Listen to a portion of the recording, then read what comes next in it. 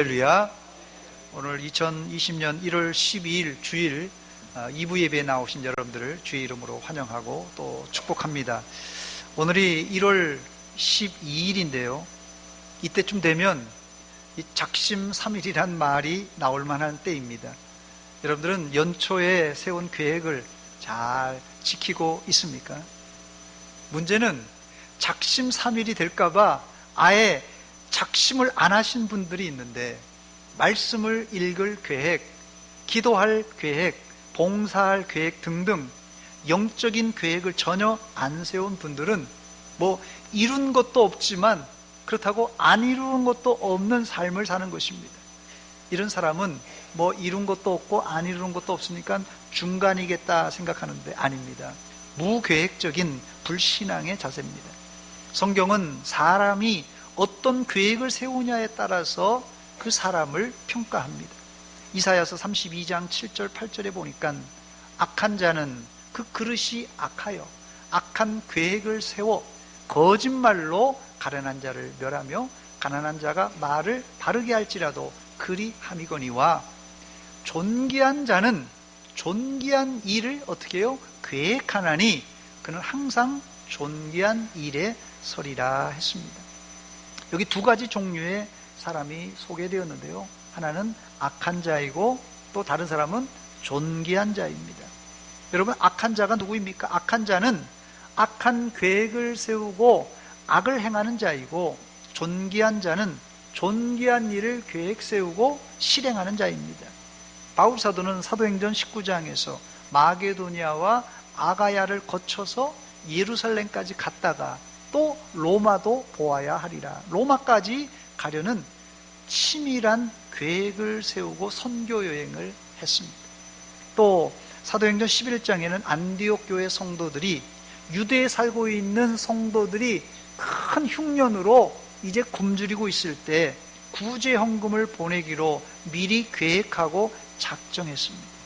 또 바울 사도가 아가야에서 전도해서 제일 첫 번째 이제 구원을 시킨 이 사람이 나오는데, 이 스데바나라는 사람입니다. 이 스데바나를 그래서 이 아가야의 첫 열매다 그렇게 말하는데요. 이 사람이 예수를 잘 믿어서 성도를 섬기기로 작정된 일꾼이라 이렇게 성경은 소개합니다. 이처럼 초대교회 성도들은 주의 일을 무턱대고 하지 않고 치밀한 계획을 세워 구제헌금도 드렸고 봉사도 했고 또 선교를 감당했습니다. 물론 잠언 16장 9절에 사람이 마음으로 자기의 길을 계획할지라도 그의 걸음을 인도하시는 이는 여호와시니라, 이런 말처럼 사람이 아무리 치밀한 계획을 세웠을지라도 하나님이 허락하지 않으면 절대 이룰 수가 없습니다. 그럼에도 불구하고 하나님은 우리 안에 선한 계획을 주시고 또 그 계획을 이루십니다. 이런 차원에서 여러분들은 어떤 사람입니까? 선하고 존귀한 계획을 세워 실행하는 존귀한 분입니까? 아니면 무계획이 상팔자라고 전혀 계획을 세우지 않고 되는 대로 사는 사람입니까? 여러분 마음 안에 있는 계획이, 여러분들이 무엇을 할 것이냐 하는 그 계획이 바로 여러분의 정체성입니다. 오늘은 지난주에 이어서 2020년 표어인 날마다 새로운 피조물이란 주제로 다시 말씀을 전하겠습니다. 오늘 제가 이 날마다 새로운 피조물이란 표어를 약간 다르게 표현해 보았습니다. 칭의를 넘어 영적 습관으로 라는 제목입니다. 칭의를 넘어 영적 습관으로, 이렇게 쓴 이유는 조직신학 구원론에서 새로운 피조물은 칭의라는 것에 해당이 되고, 이 날마다는 이 성화에 해당되기 때문에 그렇습니다. 하나님의 전적인 역사로 인한 거듭남 이유를 조직신학에서는 지금 말씀드린 대로 칭의라고 부릅니다. 즉 칭의는 인간의 노력이나 공로가 전혀 개입되지 않은 전적인 하나님의 영역이에요. 그 다음 칭의된 사람이 자신의 의지를 가지고 날마다 변화되어 나가는 과정을 뭐라 그러냐면요, 성화라 부릅니다. 물론 성화도 우리 의지로만 되지 않고 성령님의 도우심으로 이루어지지만 그래도 하나님은 우리의 거듭난 의지를 사용하십니다.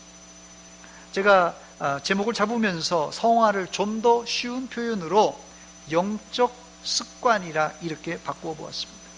습관은 우리의 행동이 계속 반복할 때 형성이 됩니다.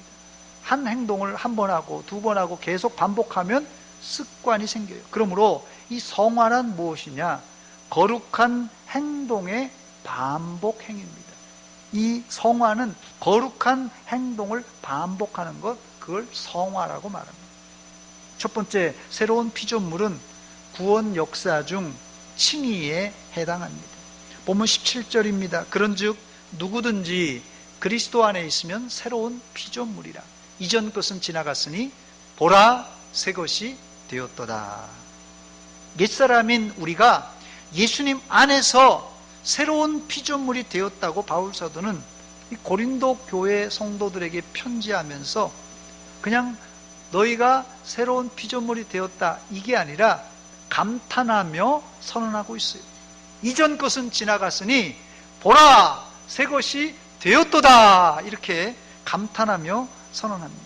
그렇습니다. 예수를 믿는 우리는 이미 새로운 피조물이 되었습니다. 지난주에 제가 새로운 피조물을 설명하면서 이 세례에다가 비유했는데 그냥 우리가 지금 장로교에서 하는 세례 말고 이 침례교에서는 아예 그냥 물속에 풍덩 빠뜨려서 이 침례 세례를 줍니다. 우리가 새로운 피조물이 되었다는 뜻은 이 침례를 받을 때 물속 깊은 곳으로 잠김으로 이때 어떤 일이 벌어지냐면 내 옛사람이 그리스도와 함께 죽었다 그런 뜻이에요. 물에 수장되었다 그런 뜻입니다. 그리고 다시 물 밖으로 나올 때는 예수님이 3일 만에 부활하신 같이 우리도 새 사람으로 다시 태어난다는 의미가 거기 세례에 담겨진 의미입니다. 그렇다면 어떻게 우리 같은 죄인이 예수님과 함께 죽고 또 다시 함께 살아날 수 있겠습니까? 그 이유는 오늘 본문 14절에 십자가에서 돌아가신 예수님의 사랑의 근거에서입니다. 그리스도의 사랑이 우리를 강권하시는도다. 우리가 생각하건대 한 사람이 모든 사람을 대신하여 죽었은즉 모든 사람이 죽은 것이라 했습니다. 예수님의 십자가의 죽음은 단지 자신만이 아니라 하나님이 구원하시고자 한 모든 사람을 위한 죽음입니다. 이것이 예수님의 강권하시는 사랑이에요.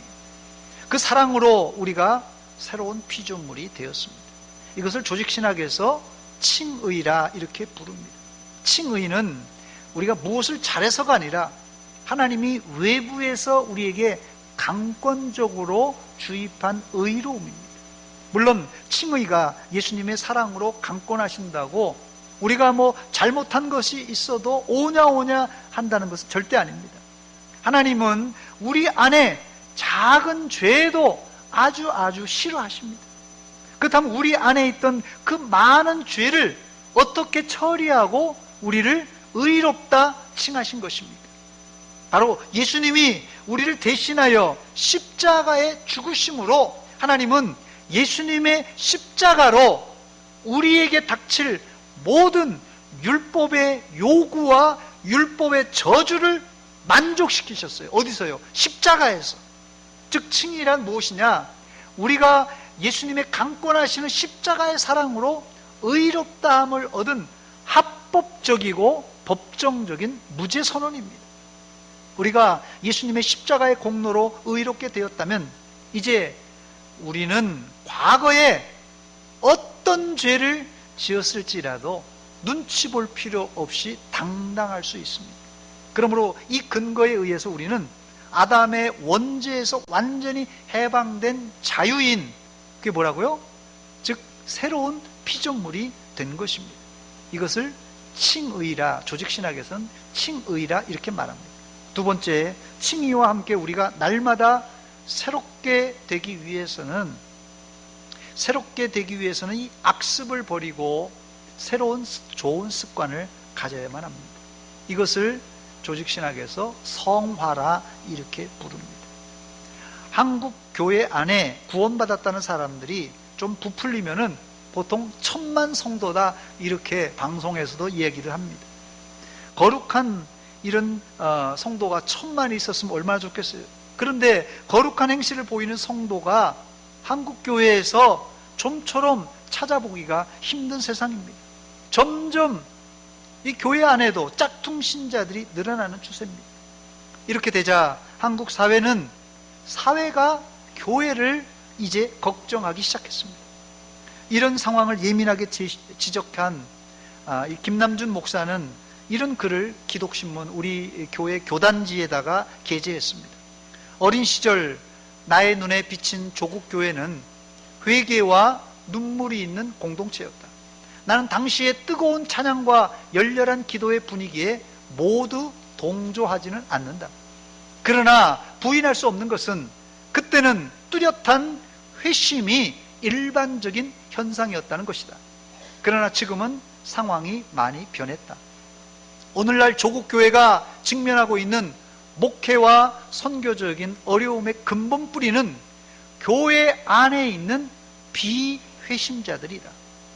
자신이 하나님 앞에 죄인임을 깨닫고 오직 예수 그리스도만이 자신의 유일한 구원자임을 믿어본 적이 없는 교인이 점점 다수가 되어가고 있는 것이다.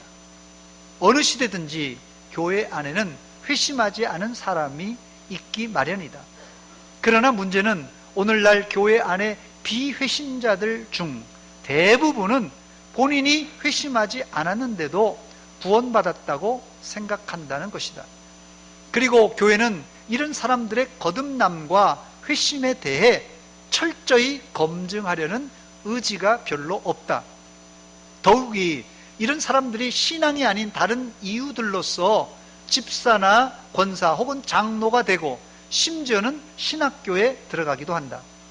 나는 여러 해 신학교를 섬기면서 구원의 증거가 현저히 결핍된 신학생들을 수없이 만났다 하는 것입니다.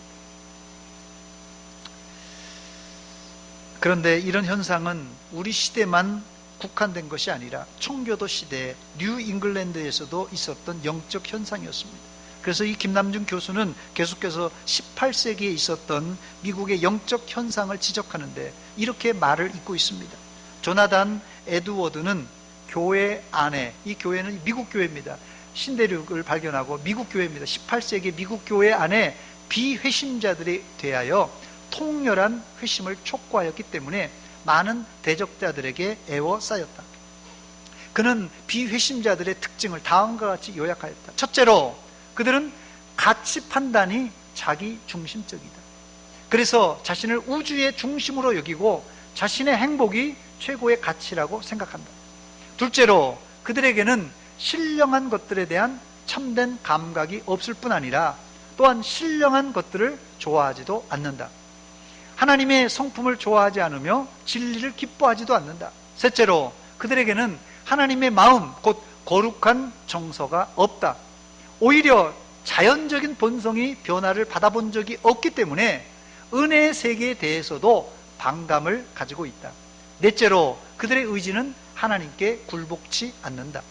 따라서 그들의 외적 교회 생활과는 상관없이 그들은 삶에 있어서 실천적 무신론자들이다.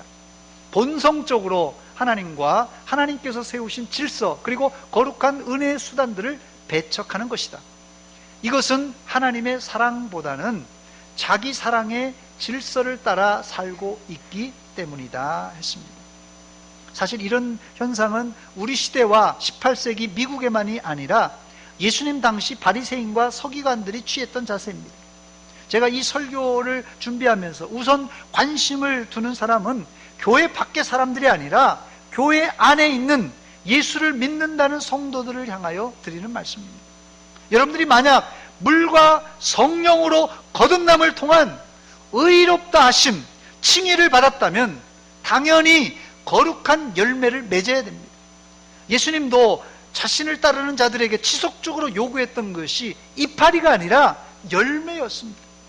앞서 말씀드렸듯이 거듭남을 통한 칭의는 하나님의 독자적인 사역이기 때문에 우리가 어찌할 수가 없습니다. 그러나 일단 거듭남, 중생의 체험이 있는 사람들은 반드시 거룩하게 성화되어져 가야만 합니다. 하나님은 우리에게 중생과 칭의를 요구하지 않습니다. 우리는 중생할 수도 없고 내 힘으로 칭의 될 수 없습니다.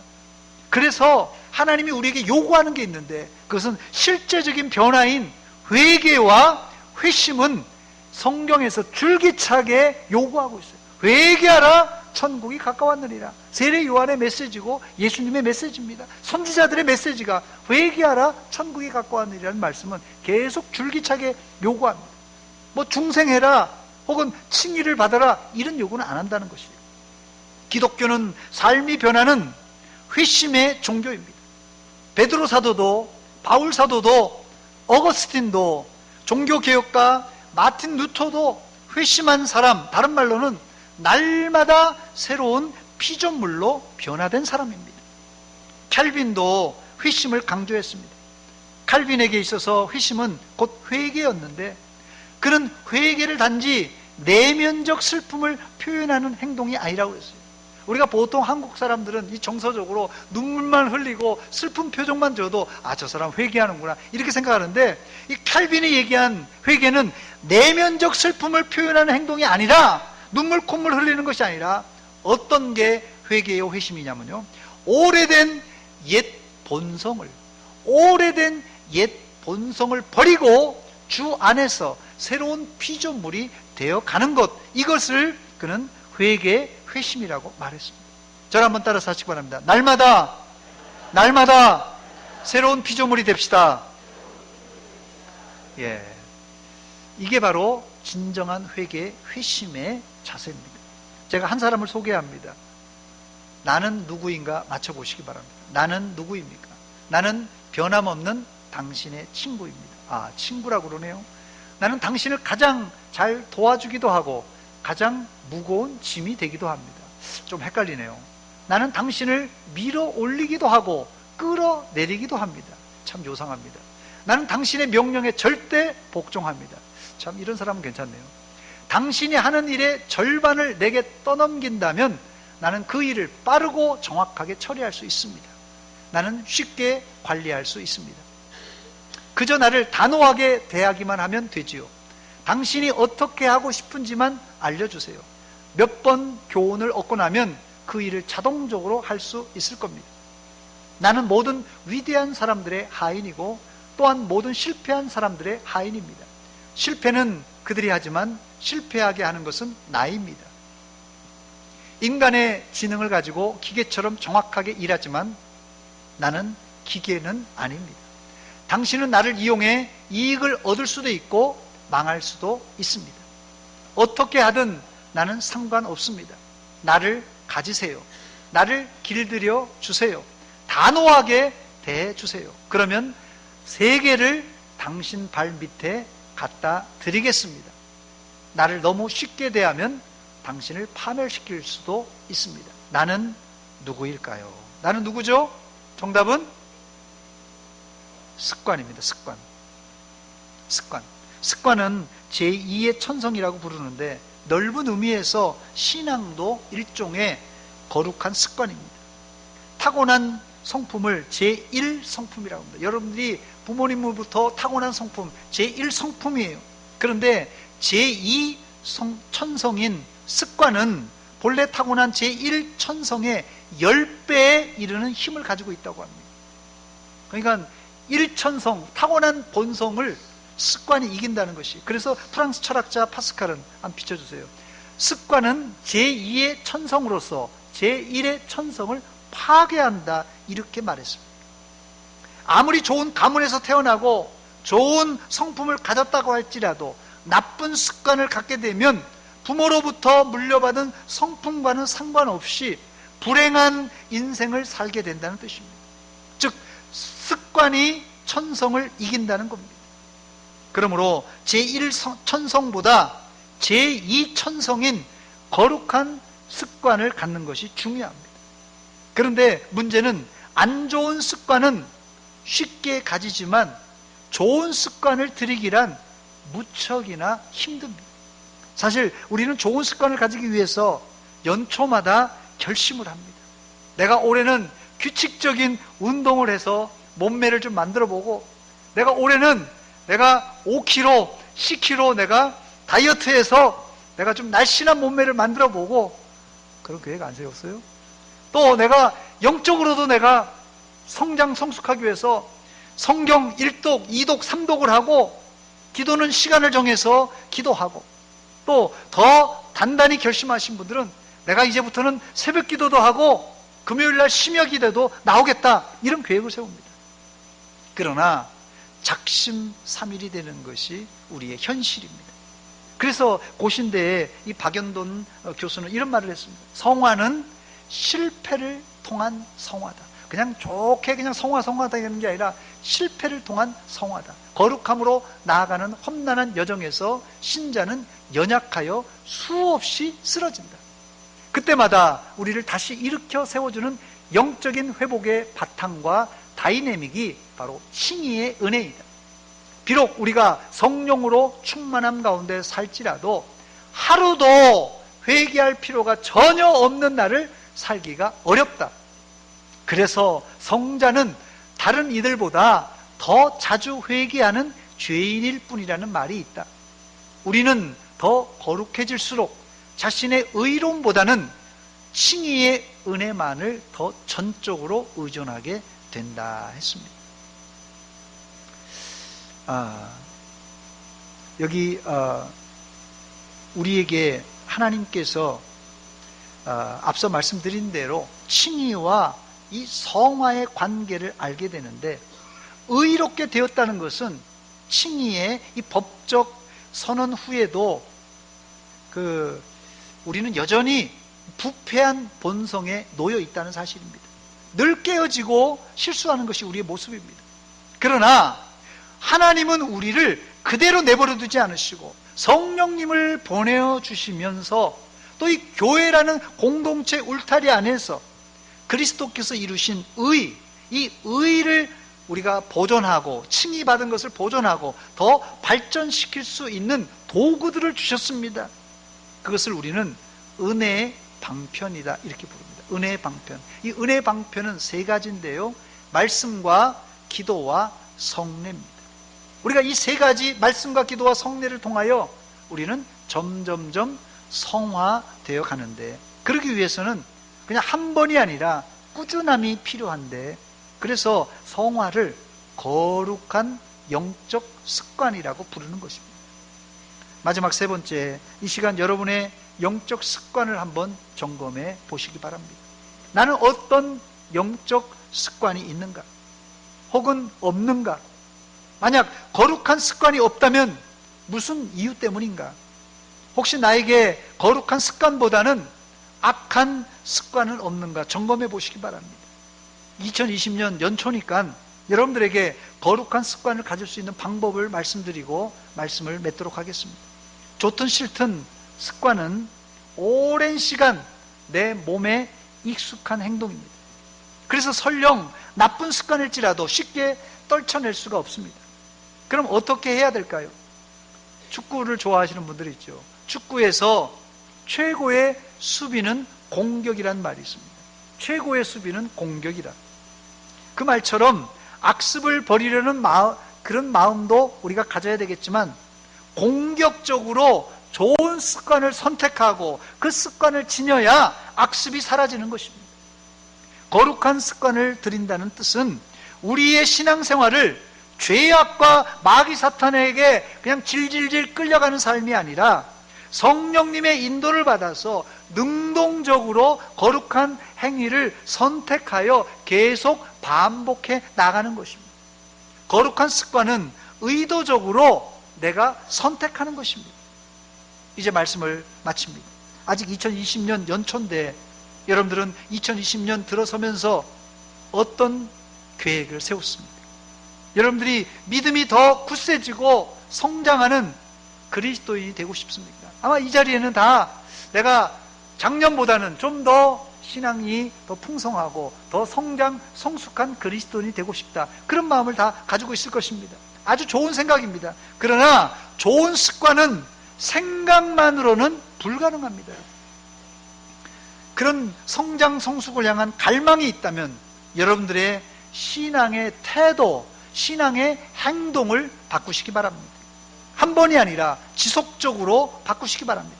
그때 거룩한 습관으로 이제 여러분의 몸에 정착이 될 것입니다. 칭의와 거듭남의 역사는 하나님의 영역이에요. 칭의와 거듭남의 역사는 우리가 할 수 없어요. 하나님의 영역입니다만은 성화와 거룩한 습관은 우리의 몫입니다. 이제 여러분들은 나는 구원받았다, 나는 천국은 따놓은 당상이다, 여기에 신앙에 머물지 말고 날마다 거룩한 습관으로 점점점 변화되어 나가시기를 주의 이름으로 축원합니다. 영국의 C.S. 루이스라는 학자가 이 스크루테이프라는 이 책에서, 이 스크루테이프의 편지라는 책에서 이런 말을 했습니다. 느끼기만 하고 행동하지 않는 경우가 많아질수록 점점 더 행동할 수 없게 될 뿐 아니라 결국에는 느낄 수도 없게 된다. 제가 이 말을 곱씹으면서 얘기하니까 이게 참 저한테 그냥 찔림이 많더라고요. 한번 이거 천천히 한번 음미하면서 한번 읽어보시기 바랍니다. 시작. 느끼기만 하고 행동하지 않는 경우가 많아질수록 점점 더 행동할 수 없게 될 뿐 아니라 결국에는 느낄 수도 없게 된다. 영국의 유명한 C.S. 루이스라는 사람이 기록한 말입니다. 오늘 설교에서 여러분들이 무엇을 느꼈습니까? 무엇을 느꼈습니까? 한 가지라도 여러분의 삶의 실천에 옮기시기 바랍니다. 그러면 여러분들도 시간이 지나면 한 가지 실천하고 또 한 가지 실천하면서 시간이 지나고 반복하면서 거룩한 습관이 여러분의 몸에 배게 될 것입니다. 여러분의 2020년 어떤 거룩한 습관을 여러분 몸에 이제 받아들이시겠습니까? 여러분들이 계획하시고 실행하시는데 계속 꾸준하게 반복하시기 바랍니다. 그러면 여러분들도 이 거룩한 습관이 여러분 몸에 배게 될 것입니다. 기도하겠습니다. 이 시간 기도할 때 하나님, 2019년이 지나갔는데 지나간 1년 동안 내 안에 악한 습관이 있진 않습니까? 하나님, 내 안에 악한 습관을 제거시켜 주시고 이제 새해 2020년 영적 거룩한 습관, 말씀과 기도와 봉사와 하나님의 일을 하려고 하는 그런 습관을 들이게 하여 주시옵소서. 이 시간 옛 습관을 회개하며 새로운 결단을 하면서 하나님께 나가겠습니다. 같이 기도하겠습니다. 하나님, 우리 아버지 은혜와 사랑 감사드립니다. 이 아침에 저희들 말씀으로 도전받게 하시고 과거 2019년에 옛 습관들과 옛 사람을 벗어 던져버리고 새 사람을 잊기를 원합니다. 아버지, 이제까지 하나님, 우리가 주님 앞에서 구원받았다고 자부했지만, 천국 간다고 자부했지만 우리의 말과 행동과 행실이 하나님 앞에 정말 부끄러운 삶이었습니다. 이 시간 하나님, 우리의 습관을 바꾸게 하시고 생각을 바꾸게 하시고 태도를 바꾸게 하시고 우리의 인격이 바뀌어지는 2020년 올해 한 해가 되게 하여 주시옵소서. 아버지, 불쌍히 여겨 주시옵소서. 쓰러진 저희들 왔습니다. 깨어진 저희들 왔습니다. 치료하시고 회복하게 하시고 하나님 은혜 베풀어 주시옵소서. 하나님, 그리하여서 2020년 올 한 해 성장과 성숙을 통하여 하나님 좋은 습관을 들여서 거룩하게 점점점 성화되는 삶이 되게 하여 주시옵소서.